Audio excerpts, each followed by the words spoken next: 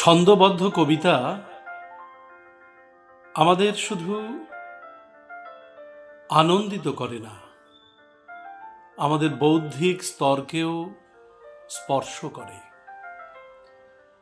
যদিও আধুনিক যুগে ছন্দবদ্ধ কবিতার প্রচলন খুব কমই দেখা যায়, কিন্তু ছন্দহীন কবিতা পড়তে পড়তে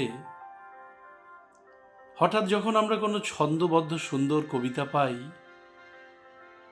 অভিভূত হই এবং কবিতার ভেতরের বক্তব্য যখন দেখি যে আমাদের হৃদয়কে স্পর্শ করছে, তখন আমরা আরো পুলকিত হই। কবি মানসী মিশ্র হালদার লিখেছেন, ফিরে এসো সওদাগর। কি সুন্দর ভাবনা! ছন্দে ছন্দে কবি আমাদের নিয়ে গেছেন এক গভীর চেতনার জগতে।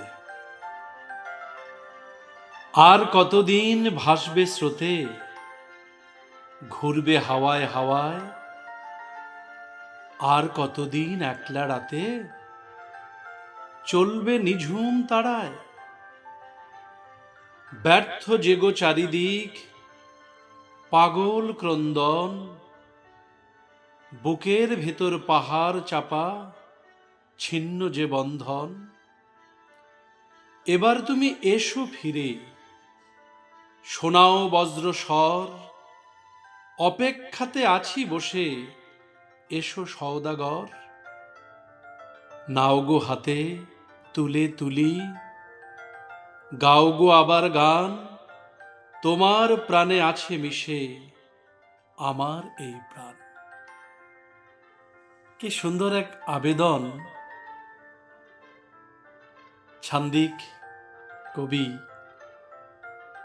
মানসী মিশ্র হালদারের তার ফিরে এসো সওদাগর কবিতায়।